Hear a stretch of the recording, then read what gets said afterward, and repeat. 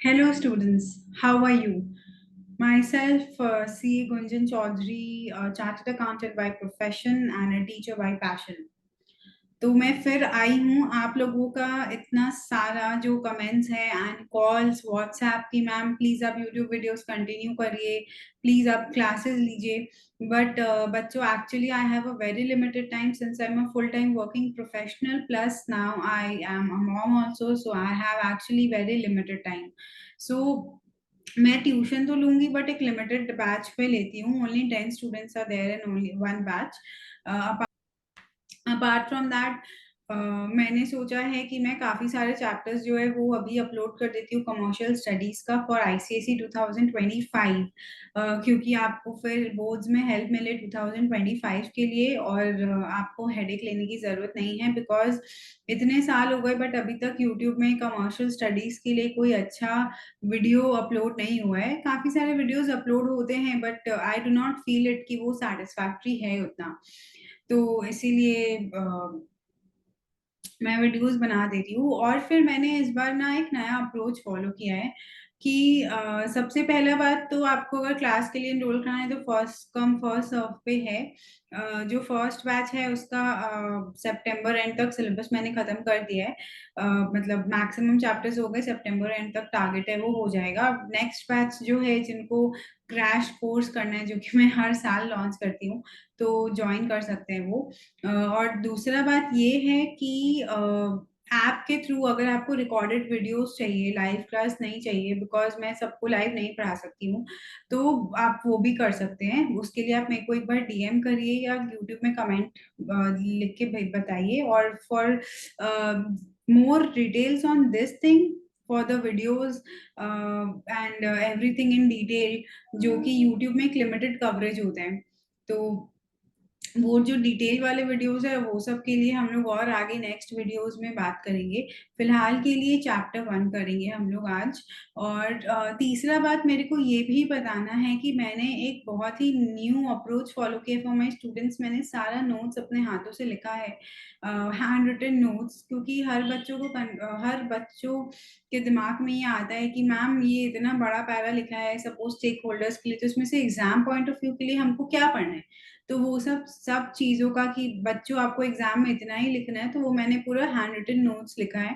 अगर आपको वो भी चाहिए तो वो भी आप मेरे को यूट्यूब के कमेंट्स में बता सकते हो, ठीक है। तो अब चलिए स्टार्ट करते हैं आईसीएसई 2025 के लिए स्टेक होल्डर्स का। तो आप देखिए, for saving the time of you and for me, दोनों का टाइम बचाने के लिए मैंने ऐसा हैंड रिटन नोट्स में लिखा है और फिर इसी से मैं पढ़ाऊंगी। क्योंकि पिछले वीडियोस में मैंने नोटिस किया कि ये जो मैं लिखती रहती हूँ वीडियोस में उससे काफ़ी टाइम जाता है, और इसमें अभी अब इतना एडवांस टेक्नोलॉजी है, आप भी स्क्रीनशॉट लेके पढ़ सकते हो, रिवाइज कर सकते हो। तो इसीलिए चलिए स्टार्ट करते हैं। आज का हमारा टॉपिक है स्टेक होल्डर्स, और अप्रोच वही रहेगा कि माइंड मैप जो है, माइंड मैप सबसे पहले ये बताता है हमको कि चैप्टर में पढ़ना क्या है, कहाँ तक हमको जाना है, कितना पढ़ना है, ये चैप्टर कितने मार्क्स का आता है मैम। तो 10 मार्क्स के आसपास आता है ये चैप्टर। और इम्पॉर्टेंट बात ये दिमाग में रखिए कि पिछले बार जैसा पढ़ाती थी मैं और अब जो पढ़ा रही हूँ उसमें क्वेश्चंस के अप्रोच पूरे डिफरेंट है। पहले अपने एक एक टॉपिक छोड़ के चले जाते थे बट अभी टॉपिक छोड़ना बहुत रिस्की है, क्योंकि अभी 100 जो हम लोग जो बच्चे एम करते हैं वो कोई भी टॉपिक नहीं छोड़ सकते, क्योंकि छोटे छोटे questions, fill in the blanks, MCQ, ये सब भी आते हैं। +2 मार्क्स के क्वेश्चंस हैं। इनफैक्ट लॉन्ग क्वेश्चंस जो पहले 5-5 मार्क्स के आते थे अब तो वो सब कम हो गए हैं और 2.5 मार्क्स के आते हैं, राइट शॉर्ट नोट्स तक आते हैं। तो पहले हम लोग सिर्फ 2 मार्क्स के लिए या 5 मार्क्स के लिए ही कोई आंसर पढ़ते थे, बट अब कोई इन बिटवीन भी होते तो हमको पढ़ना पड़ेगा बिकॉज राइट शॉर्ट नोट्स बोल के भी आ जाते हैं अभी। तो चलिए ये सब बातों को ध्यान में रखते हुए माइंड मैप देखते हैं। माइंड मैप में सबसे पहले लिखा है meaning of stakeholders, difference हमको पढ़ना है ये सब। अब इन डिफरेंस में से एक डिफरेंस तो आएगा ही, ये मैं बता सकती हूँ क्योंकि हर साल का यही पैटर्न है। और एक्सपेक्टेशंस में एक लॉन्ग क्वेश्चन हमेशा आता है कि एक इनमें से एक का एक्सपेक्टेशन आप बता दो। What is the meaning of stakeholders तो नहीं आता है, बट ये आपको कोई एक आंसर में इनकॉर्पोरेट करना है, और वो कैसे करना है मैं बताऊंगी। क्योंकि अक्सर मैंने देखे हैं कि बच्चे पूरा मेहनत करके आंसर लिखते हैं, लेकिन फिर उनको फुल मार्क्स नहीं मिलते हैं, कुछ ना कुछ कमी रह जाता है और मैम मार्क्स काट लेती है। तो इसका आंसर भी आपको वीडियो के दौरान मैं बताऊंगी कि कैसे आपको आंसर को ड्राफ्ट करना है, वो बहुत इंपॉर्टेंट है। आप रेस्टोरेंट में अगर मैं जाते हैं, अगर मैं इसका सिंपल एग्जांपल आपको बताती हूँ, अगर आप रेस्टोरेंट में जाते हैं और उसके बाद अगर आपको वही कोई जो बर्तन में बनाया है खाना वही लाके दे दे, तो आप कैसा आपको फील होगा। रेस्टोरेंट में अपने जाते तो आपको फैंसी प्लेट्स में, फैंसी कांच के ग्लास में लाके रखते हैं, टिश्यू पेपर्स होते हैं, अलग से कपड़ा होता है वहां पे, प्लस रेस्टोरेंट्स जितने हाई एंड रेस्टोरेंट्स में जाएंगे, कैंडल होता है, फ्लावर्स होते हैं, काफी सारी चीजें होती है। तो वो सब चीजों से बहुत फर्क पड़ता है, राइट। और उसी के आप एक्स्ट्रा पैसे देते हो। समोसा अगर आप रास्ते पे खाते हो, आपको एक तो पेपर न्यूज़पेपर, यूज न्यूज़पेपर पे देता है, 5 रुपए का एक समोसा। बट यही अगर आप 5 स्टार पे जाके खाते हो तो वही 250 से 500 रुपए का आपको एक समोसा मिलेगा, और बस आपको वो एक प्लेट में परोस के देंगे। तो वही 5 रुपए की चीज वही 250 रुपए की चीज बन जाती है बच्चों। तो फिर आंसर का प्रेजेंटेशन कितना मैटर करता है, आप ये एग्जाम्पल से अच्छे से समझो। तो चलिए, मैं हूँ आपका हेल्प करने के लिए। माइंड मैप हमने देख लिया है, अब हम लोग नेक्स्ट टॉपिक के तरफ बढ़ते हैं। नेक्स्ट टॉपिक अगर आप देखोगे तो नेक्स्ट टॉपिक है meaning of stakeholders. What do you mean by stakeholders, ये हम लोग पढ़ेंगे इसमें। तो स्टेक का मतलब होता है इंटरेस्ट या एक्सपेक्टेड बेनिफिट। तो आप अगर ऐसा इमेजिन करोगे कि कोई कंपनी है, उसका स्टेक होल्डर है, तो वो स्टेक होल्डर का नाम क्या है, क्या मतलब है, वगैरह वगैरह। सो बेसिकली स्टेक होल्डर्स का मतलब वो होल्डर्स या वो लोग जिनके पास, जिनको इंटरेस्ट होता है। इंटरेस्ट होता है इन द सेंस कि आज अगर मैंने एक कंपनी को कुछ पैसे उधार दिए हैं, तो ऑब्वियसली मेरे को उस कंपनी में इंटरेस्ट आ जाएगा। आज के दिन में मैं काफी टैक्स भरती हूँ गवर्नमेंट को, तो गवर्नमेंट को मेरे अंदर एक इंटरेस्ट है। क्यों? क्योंकि मैं टैक्स भरती हूँ गवर्नमेंट को, so I am a kind of revenue generating source for the government, right. वैसे ही स्कूल को आप में इंटरेस्ट है, क्योंकि आप बच्चों से स्कूल को फीस मिलता है, प्लस आपके 10 के रिजल्ट्स में स्कूल को कितना इंटरेस्ट है। सो क्यों है, why school a stakeholder for you people? Because school को ये है कि मेरे बच्चे अगर 100% या 95 से 100% तक लाएंगे तो मेरा स्कूल का नाम होगा, मैं बताऊंगी कि हमारे बच्चे जो है वो इस लेवल पे पढ़ते हैं, इतना उनका मार्क्स आता है, वगैरह वगैरह। तो अ, यही आप समझो कि स्टेक होल्डर का मतलब होता है वो इंसान जिसको इंटरेस्ट होता है या कोई एक्सपेक्टेड बेनिफिट होता है। आप देखो यहाँ पे इतना अच्छे से लिखा है ये वर्ड एक्सपेक्टेड बेनिफिट।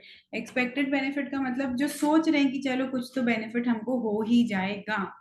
तो वैसे स्कूल को बेनिफिट होगा ना, अगर आपका रिजल्ट अच्छा होगा, स्कूल का रिजल्ट अच्छा होगा ओवरऑल, तो स्कूल का एकदम अच्छा बेनिफिट है। बिकॉज ऑब्वियसली आप ये तो समझते हो ना, स्कूल को फिर काफी पॉपुलैरिटी मिलेगा। आप ट्यूशन टीचर का ही बात ले लो, स्कूल को छोड़ो। अगर कोई अच्छा बच्चा परफॉर्म करता है तो आजकल तो ट्यूशन टीचर्स काफी नाम करते हैं। अब नेटफ्लिक्स पे कोटा फैक्ट्री बोल के एक सीरीज है, उस पे देख लो, जहाँ पे सिर्फ ट्यूशन एक तो काइंड ऑफ हो गया है, जहाँ पे लोग फॉल्स चिपकाते कि ये मेरा स्टूडेंट है, ये मेरा स्टूडेंट है। अपार्ट फ्रॉम दैट अगर आप और भी सीरीज देख लो, नेटफ्लिक्स पे है, प्राइम पे है, जहाँ पे ट्यूशन का पूरा दिखाया गया है, पूरा एक तो बिजनेस टाइप का बनाया गया है। तो सीए में भी ऐसा ही होता है बच्चों, जहाँ पे पूरा ट्यूशन है, वहां पे दिखाते हैं कि ये मेरा बच्चा जो है ये आया है, इतना टॉप किया है, ये इतने लोग पास किए सीए यहाँ से, इतने लोगों ने ग्रुप 1 क्लियर किया, इतने लोगों ने ग्रुप 2 क्लियर किया। तो सब अपना वैसा करते हैं, तो सबको एक्सपेक्टेड बेनिफिट होता है कि एक बार ये बच्चा निकल जाएगा तो फिर मेरा बहुत नाम हो जाएगा। तो वही है,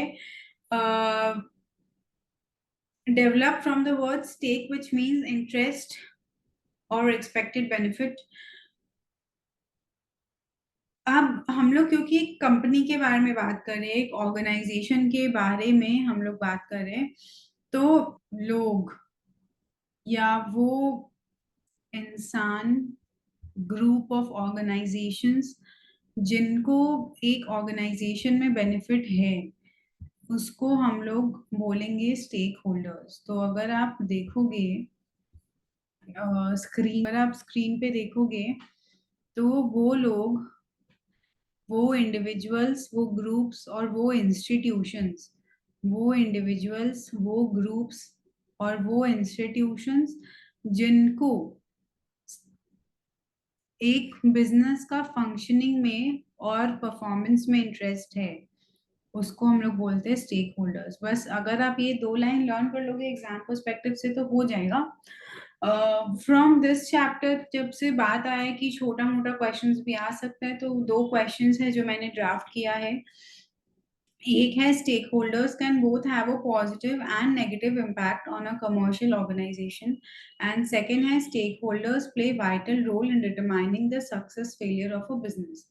तो अभी इसको लेके जो है मेरा कमेंट, मैंने क्या किया, बुक में अगर आप देखोगे तो एक बड़ा सा पैरा है और उसमें बच्चे मिस कर जाते हैं हमेशा कि ये तो बड़ा सा पैरा है, इसको क्या पढ़ना है। तो इसीलिए मैंने यहाँ पे लिखा है कि आप देखो पॉजिटिव साइड क्या है, नेगेटिव साइड क्या है। ठीक है, अगर आप नोट्स में देख रहे हो तो ऐसे मैंने पूरा डिवाइड कर दिया है, तो क्या होगा, आपको लर्न करने में तो आसानी होगा, प्लस आपको मैं समझा तो रही हूँ, प्लस रिवीजन भी इतना क्विक होगा कि आप देखो stakeholders provide necessary resources and support in the business. तो एकदम क्लियर है कि स्टेक होल्डर्स जो है वो रिसोर्सेज देते हैं बिजनेस को finance, labour, raw material, machinery सब स्टेक होल्डर्स से ही मिलता है, क्योंकि स्टेक होल्डर्स का मतलब होता है जो बिजनेस का ओनर है। बिजनेस का ओनर ही भी एक स्टेक होल्डर है, क्योंकि बिजनेस जितना प्रॉफिट करेगा ओनर का भी उतना ही प्रॉफिट है। आप सीधा ऐसे ही सोचो, आज मैं अगर कोई बिजनेस चालू करती हूँ तो बिजनेस जितना बढ़ेगा उतना तो मेरा प्रॉफिट है ना।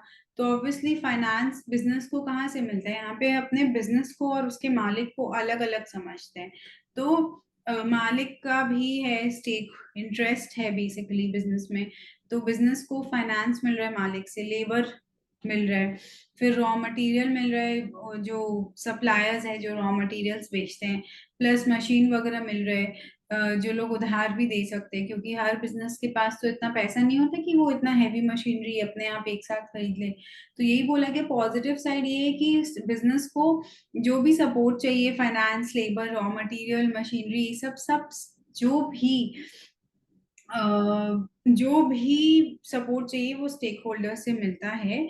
और बिजनेस जो है ये प्रोडक्ट्स बनाने के बाद वो प्रोडक्ट्स को, सर्विसेज को डिस्ट्रीब्यूट भी स्टेक होल्डर्स के थ्रू ही करता है।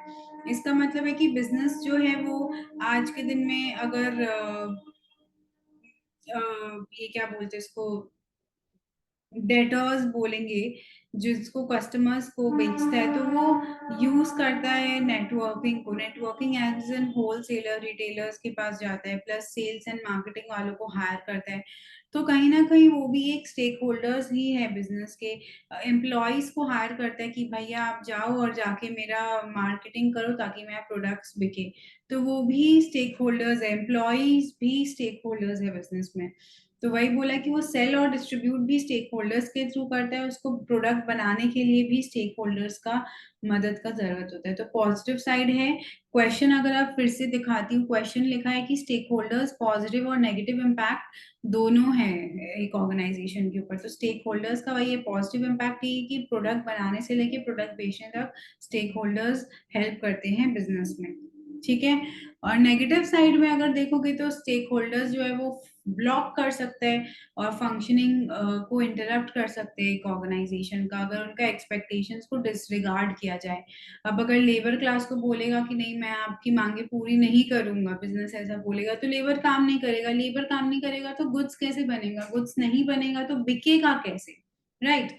सो दैट्स व्हाट, अगर लेबर स्ट्राइक पे उतर गया और तब तो फिर जो बिजनेस जो स्मूथली काम कर रहा था उसका फंक्शनिंग ब्लॉक हो जाएगा, और फिर एंटरप्राइज अपना एक्सपेक्टेशंस को मीट नहीं कर पाएगा और ना ही स्टेक होल्डर्स का एक्सपेक्टेशन मीट होगा। तो वही बोल रहा है कि स्टेक होल्डर्स में ब्लॉक और interrupt the functioning of an enterprise. और सेकेंड पॉइंट में बोला गया है कि organisation can not survive and grow for long term without taking care of interest of its stakeholders.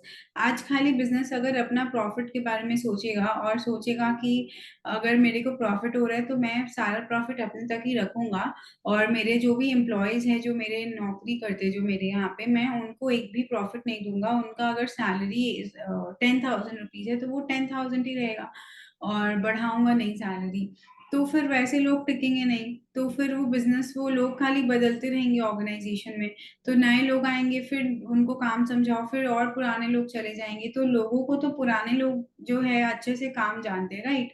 तो वही बोला गया कि अब ऐसा अगर सिर्फ एम्प्लॉयज को डिसरिगार्ड करेगा, उनका लॉन्ग टर्म ग्रोथ के बारे में नहीं सोचेगा, सोचेगा कि चलो एक बार सप्लायर से गुड्स ले लेते हैं, रॉ मटेरियल्स ले लेते हैं, और उनका पैसा हम लोग नहीं देंगे फिर, क्योंकि उससे फिर बिजनेस जो वो पैसा बचा है वो प्रॉफिट हो जाएगा, तो फिर रॉ मटेरियल्स उसको कहाँ से मिलेगा। और मार्केट में जितने भी सप्लायर्स हैं उन लोग बोलेंगे नहीं ये बिजनेस अच्छा नहीं है, ये वाला कंपनी अच्छा नहीं है, इन लोग पैसा नहीं लौटाता है, राइट। तो यही बोला गया कि organisation can not survive and grow for long term without taking care of the interest of the stakeholders. तो स्टेक होल्डर्स के बारे में सोचना होगा, सप्लायर्स के संग अच्छा रिलेशन मेंटेन करना होगा, दिवाली पे गिफ्ट भेज दिया थोड़ा सा, या फिर एम्प्लॉयज को बोनस दे दिया दिवाली पे, या फिर एम्प्लॉय की अगर घर में कोई प्रॉब्लम है, मेडिकल इमरजेंसी, तो थोड़ा सा हेल्प कर दिया, उनका हर बार पे थोड़ा सा हर साल थोड़ा सा बढ़ाते गया।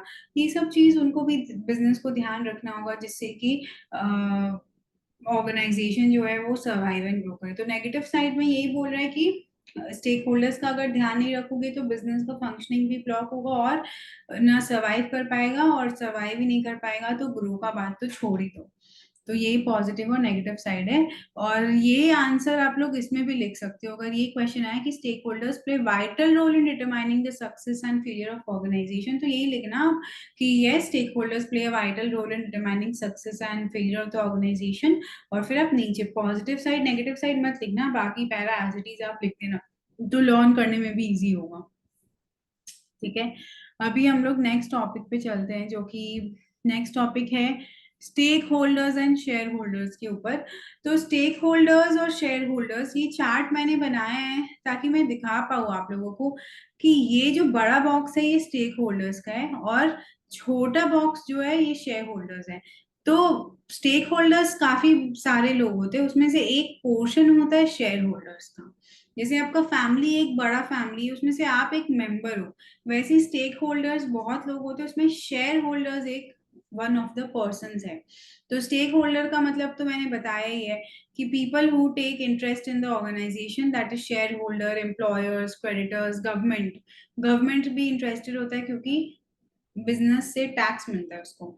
Used in connection with all the business enterprises, चाहे वो सोल प्रोप्राइटरशिप हो, मतलब कि अगर मैं अकेले बिजनेस कर रही हूँ तो उसको सोल प्रोप्राइटरशिप बोलते हैं। अगर मैं एक अपनी फ्रेंड के संग दोनों जन मिलके बिजनेस करें तो वो पार्टनरशिप बिजनेस हो गया। और जॉइंट स्टॉक कंपनी का मतलब हो गया रिलायंस इंडस्ट्रीज, आईटीसी लिमिटेड वगैरह, जो भी आप शेयर मार्केट में कंपनीज देखते हो वो सब सब जॉइंट स्टॉक कंपनीज है। अभी शेयर होल्डर जो है ये one of the stakeholders है। तो शेयर होल्डर है person who owns the share of the company. अभी जब मैं चैप्टर 10 समझाऊंगी ना, सोर्सेज ऑफ कैपिटल, उसमें ये चीज को मैं बहुत ज्यादा डिटेल्स में समझाऊंगी और बहुत टाइम लेके समझाऊंगी, तब तक आपको समझ में नहीं आए तब तक मैं समझाऊंगी। इस टाइप का ये कॉन्सेप्ट है क्योंकि बहुत इंपॉर्टेंट है। आज मैं शेयर मार्केट में इन्वेस्ट करती हूँ तो मैं रियल लाइफ एग्जांपल देती हूँ, अपना स्टॉक मार्केट पोर्टफोलियो खोल के दिखाती हूँ, और काफी प्रैक्टिकल अप्रोच फॉलो करने का कोशिश करती हूँ ताकि स्टूडेंट्स को सिर्फ थ्योरेटिकल नहीं लगे। तो रिलायंस इंडस्ट्रीज की मैं शेयर होल्डर हूँ। भले ही रिलायंस इंडस्ट्रीज मुकेश अंबानी का है, but I am also share holder in that industry. मेरे को भी रिलायंस इंडस्ट्रीज में बहुत इंटरेस्ट है। जियो फाइनेंशियल भी एक तो कंपनी है, तो आज के दिन में अगर जियो प्रॉफिट करेगा तो I am also stakeholder, because Jio financial services का शेयर्स है मेरे पास। तो उसमें है कि अगर कंपनी प्रॉफिट करेगा तो स्टॉक का प्राइस बढ़ेगा तो मेरा भी प्रॉफिट होगा। तो ये जॉइंट स्टॉक कंपनी के ही केस में यूज होता है शेयर होल्डर्स, बिकॉज हम लोग प्रोप्राइटरशिप और पार्टनरशिप में शेयर्स नहीं निकालते हैं। ठीक है, तो एक लॉस का, I I will assume a risk of loss. Why a risk of loss I am assuming, क्योंकि अगर मान लो कि वो कंपनी अच्छा नहीं परफॉर्म करेगा तो फिर कैसे होगा मैनेज, बताओ। मेरा स्टॉक का प्राइस कम होते जाएगा and I will lose out on the money. So वही बोला गया कि शेयर होल्डर के पास एक रिस्क का फैक्टर होता है। नेक्स्ट है शेयर होल्डर्स एंड कस्टमर्स का डिफरेंस। तो आप देखो, इसमें सिर्फ 5 पॉइंट्स मैक्सिमम हमको लर्न करने हैं, तो मैंने वो 5 पॉइंट्स को शॉर्टलिस्ट कर लिए जो कि हम लोग फ्लो में लर्न कर सकते हैं। सबसे पहले तो फाइनेंशियल स्टेक। तो स्टेक होल्डर्स का तो पैसा लगा होता है, या फिर एम्प्लॉयज को भी पैसा मिलता है, तो जहाँ पे पैसा का बात आता है तो वहाँ पे स्टेक होल्डर्स का होता है। लेकिन कस्टमर्स का पैसा कुछ नहीं लगा होता है। कस्टमर्स को प्रोडक्ट समझ में आए तो खरीदो, नहीं समझ में आए तो मत खरीदो। Supply of capital. Supply of capital का मतलब होता है कि कैपिटल का मतलब होता है वो चीज जो ओनर, अभी हम लोग जब नेक्स्ट क्लास में, नेक्स्ट वीडियो में जब हम लोग पढ़ेंगे कि what are the expectations of stakeholders, और उसमें हम लोग एक्सपेक्टेशन ऑफ ओनर पढ़ेंगे, तब मैं कैपिटल का मीनिंग और अच्छे से समझाऊंगी कि ओनर जो है वो बिजनेस में पैसे लगाता है, उस पैसे को हम लोग कैपिटल बोलते हैं। तो स्टेक होल्डर्स या तो फाइनेंशियल कैपिटल इन्वेस्ट करते हैं कंपनी में, मतलब कि वो पैसा लगाते हैं, या तो ह्यूमन कैपिटल। ह्यूमन कैपिटल का मतलब लेबर यानी एम्प्लॉयज, जो कर्मचारी है कंपनी में, उसको हम लोग बोलते हैं ह्यूमन कैपिटल। नेक्स्ट बोला गया do not supply any capital to the organisation. अब ऑब्वियसली कस्टमर्स का क्या है, कस्टमर्स तो माल लेंगे, पैसा देंगे, उसमें क्या कैपिटल दे रहे, कोई रिस्क भी नहीं है, कुछ भी नहीं है, माल समझ में आता है, नहीं तो भाई हम दूसरा पास वाले शॉप से ले लेंगे, पास वाली कंपनी का सिम कार्ड ले लेंगे। जियो फाइनेंशियल समझ में आया, नहीं आया तो एयरटेल का ले लेंगे। उनका क्या है, उनका कोई भी कैपिटल नहीं लग रहा है कंपनी में। नेक्स्ट पॉइंट है प्रोडक्ट ओरिएंटेशन और मार्केट ओरिएंटेशन। तो ये आप साथ साथ ही लर्न कर लेना, क्योंकि आपको एग्जाम में 5 पॉइंट्स अगर लिखने होंगे तो product orientation, marketing orientation. Product orientation का मतलब प्रोडक्ट के ऊपर फोकस, और मार्केट ओरिएंटेशन का मतलब मार्केट के ऊपर फोकस। तो आपको क्या लगता है, स्टेक होल्डर्स का क्या, स्टेक होल्डर्स के हिसाब से क्या प्रोडक्ट बनता है कंपनी में? आज जियो फाइनेंशियल में क्या वो मेरे हिसाब से सोच के बनाएगा कि मैं शेयर होल्डर को कैसा सिम कार्ड पसंद होगा? नहीं ना। वो तो जैसा कस्टमर्स को पसंद आएगा उस हिसाब से कोई भी कंपनी काम करेगा। अब मैं जो वीडियो बना रही हूँ वो क्या मैं ऐसा सोच के बना रही हूँ कि मेरे हस्बैंड को अच्छा लगेगा कि फिर मेरे बॉस को कैसा लगेगा? मैं तो आप बच्चों के लिए बना रही हूँ ना, कि आपको एग्जाम में हेल्प हो। तो वही बोल रहे हैं कि ये प्रोडक्ट जो भी बनता है वो स्टेक होल्डर्स के हिसाब से नहीं बनता है, वो कस्टमर के हिसाब से बनता है।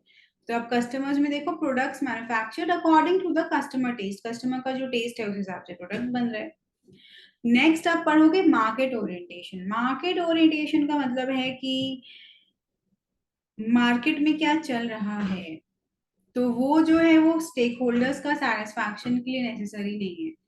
मार्केट ओरिएंटेशन के लिए वो जरूरी है कस्टमर्स को सेटिस्फाई करने के लिए, मार्केट के ऊपर फोकस।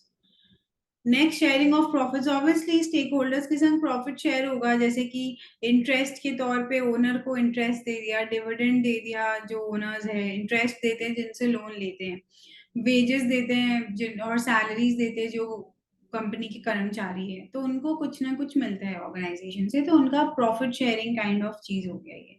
लेकिन कस्टमर को थोड़ी ना शेयर प्रॉफिट करते हैं आज के दिन में। आज अगर मैं प्रॉफिट कमा रही हूँ तो मैं थोड़ी अपने स्टूडेंट्स के साथ शेयर कर रही हूँ, राइट? तो बोला कि कस्टमर्स जो है वो do not share profits in the commercial organisation. आप मैं जियो का सिम कार्ड खरीदूंगी तो मैं ऑब्वियसली मैं जियो का शेयर ओन करती हूँ, तो जियो प्रॉफिट करेगा तो मेरे को एक हिस्सा देगा, बिकॉज डिविडेंड देगा।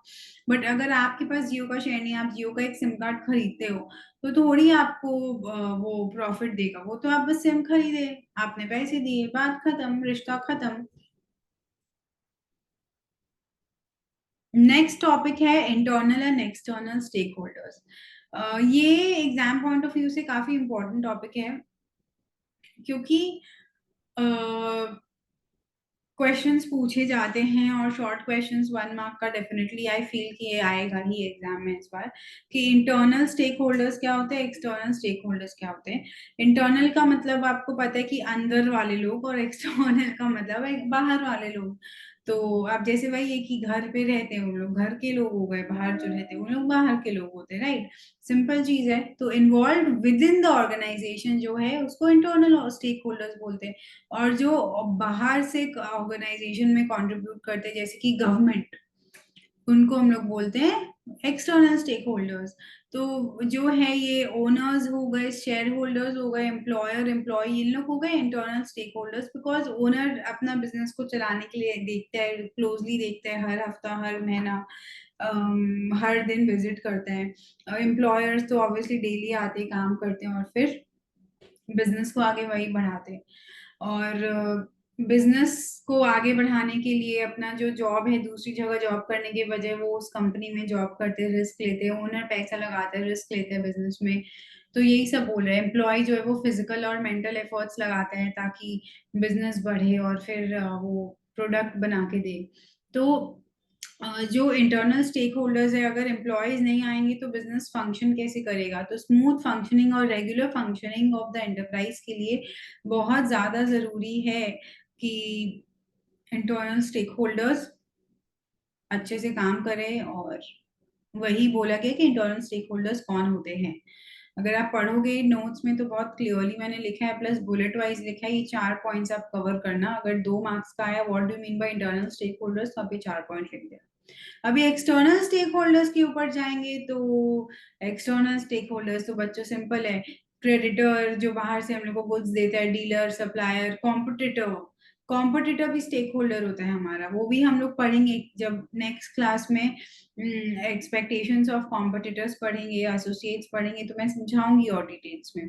गवर्नमेंट तो मैंने बोला ही है कि टैक्स क्योंकि देता है एक कोई भी कंपनी गवर्नमेंट को, तो फिर गवर्नमेंट एक एक्सटर्नल स्टेक होल्डर हो गया। Local community, media and society, obviously media है, सोसाइटी है, क्योंकि सोसाइटी को भी बेनिफिट मिलता है एक ऑर्गेनाइजेशन से। अगर आपके बाजू में कोई कंपनी खुल गया तो फिर ऑब्वियसली वो कंपनी आपके एरिया के आसपास का जो माहौल है वो अच्छा कर देगा, वहां पे ब्यूटिफिकेशन कर देगा। आपके एरिया में जो लोग अनएम्प्लॉयड है, जो कि अगर कोई छोटे मोटे लोग हैं उन लोग को एम्प्लॉयमेंट मिल सकता है। या फिर अगर आपके आसपास है कोई लोग जिनको, जो नॉर्मल 25 ईयर्स के लोग हैं जिनको जॉब करने के लिए बाहर जाना पड़ेगा, तो वो बाहर नहीं जाएंगे, उन लोग को आपके घर के पास ही जॉब मिल जाएगा फिर। तो वही बोला गया कि सोसाइटी को भी बेनिफिट होता है, तो इसीलिए सोसाइटी भी एक स्टेक होल्डर है, एक्सटर्नल स्टेक होल्डर, जो कि काम वैसे तो नहीं आता बट इंटरेस्ट है उसको कंपनी के अंदर। और next primary and secondary stakeholders पे चलते हैं बच्चों। मैं ये थोड़ा सा फास्ट कर रही हूँ बिकॉज मेरे को बहुत सारा सिलेबस कवर करना है। एंड अगर आपको डिटेल वाला वीडियोस और ये सब लेना है तो फिर ऑब्वियसली आप मेरे को व्हाट्सएप और कमेंट कर सकते हो, I will reach out to you.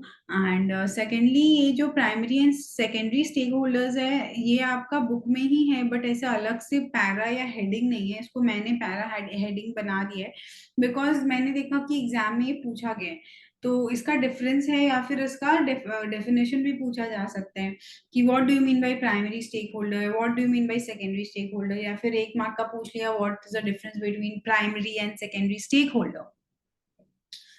तो have frequent and closer interaction with the enterprise and secondary stake holder, मतलब कि एक छोटा सर्कल है फिर बड़ा सर्कल है। तो छोटा सर्कल में एकदम प्राइमरी, एकदम घर के लोग टाइप का हालत है, जहाँ पे फ्रीक्वेंट और क्लोजर इंटरेक्शन होता है एंटरप्राइज से। बिजनेस में डेली डेली जाते हैं आते हैं, जैसे क्रेडिटर से डेली माल लेते हैं, सप्लायर्स टाइप। और बाकी जो सेकेंडरी स्टेक होल्डर है उनका लेस इंटरेक्शन होता है, बातचीत थोड़ी कम होती है। ये सीधा वैसा ही बात हो गया, आपकी अपने मम्मी पापा से डेली बातचीत होती है बट अपने दूर के रिलेटिव है तो उनसे कम बात होती है। तो जो एकदम डेली बात होती है, फ्रीक्वेंट और क्लोजर इंटरेक्शन होते हैं, वो हो गया प्राइमरी। और जिससे लेस इंटरेक्शन होती है उसको उसको बोलते हैं सेकेंडरी। तो एग्जाम्पल हो गया गवर्नमेंट। गवर्नमेंट से तो आपका साल में एक ही बार बात होगा ना, जब आप टैक्स भरोगे। मीडिया, तो अगर आपका कोई ऐसा कांड नहीं हुआ है तो मीडिया कवरेज नहीं होगा। लोकल कम्युनिटी हो गया, जनरल पब्लिक हो गया, तो वो सब तो आप जैसे कि कुछ सोशल सर्विस करने निकले हो या फिर कुछ ऐसा, तो आपका बात होता है कभी कभी जो बिजनेस का रिप्रेजेंटेशन होगा। तो वही बोल रहे हैं, सेकेंडरी स्टेक होल्डर्स का लेस इंटरेक्शन होता है और प्राइमरी स्टेक होल्डर्स का फ्रीक्वेंट एंड क्लोजर इंटरेक्शन होता है। Okay, that's it for today's class. And I hope you like the video. Please like and subscribe the video. And अगर आपको और डिटेल्स चाहिए इस वीडियो के ऊपर और नोट्स चाहिए तो आप मेरे को लिंक में बताइएगा। और अगर आपको मेरा जो ऐप के बारे में मैंने बोला है जो मैं लॉन्च करने जा रही हूँ to help other students also, तो आप उस पे ज़रूर अगर आपको इंक्वायरी चाहिए तो आप मुझे पूछिएगा। So this is the first video and मैंने काफ़ी सारा वीडियो शूट कर लिया है, तो इस बार मैं रेगुलर रहूँगी and wait for more chapters. At least half yearly ईयरली तक तो मैं ट्राई कर ही रही हूँ कि पूरा कवर कर लूँ, सो दैट आपको जो प्री बोर्ड्स तक आपको पूरा सिलेबस मिल जाए। That's my target for this time. Thank you बच्चों and nice study and please focus and study में वीडियोस को अगर 2 बार फास्ट फॉरवर्ड में देख लोगे तो फिर ये टॉपिक कवर हो जाएगा, क्योंकि ये बहुत ईज़ी है। आपको उतना मेहनत नहीं करना है इस सब्जेक्ट में, और थोड़ा मेहनत से ही आपका 100 आ सकता है। मैं स्टार्टिंग से ही बोलती आ रही हूँ, अभी भी बोलते आ रही हूँ कि 100 लाना बहुत ईज़ी है एंड बोर्ड्स में आजकल हाई स्कोर करने के लिए ये जो सब्जेक्ट है ये बहुत इंटरेस्टिंग भी है, प्लस बहुत अपॉर्च्युनिटी भी है, क्योंकि आपका मैथ्स, इंग्लिश, हिंदी ये सब में पता नहीं कैसा क्वेश्चंस पूछा जाएगा, टफ होगा, ईज़ी होगा, कैसा ऐसे पूछा जाएगा। बट ये जो सब्जेक्ट है इसमें स्ट्रेट फॉरवर्ड क्वेश्चंस पूछे जाते हैं। अगर आप थोड़ा ध्यान लगा के पढ़ो तो आप इज़िली लिख पाते हो, और फिर मैं तो आपको बता ही दूँगी कि आंसर कैसे लिखना है, क्या करना है। ठीक है? आपको नेक्स्ट वीडियोज़ की लिंक भी मिलती रहेगी, तो आप देखो मैं वीडियोज़ को and please share it with your friends. Be a blessing in disguise and help your friends also. खाली ये नहीं कि आप देख लोगे अच्छा वीडियो मैं पढ़ लिया। सबके साथ शेयर करो सो दैट सबको हेल्प मिले। Thank you. Signing off, Gunjan ma'am.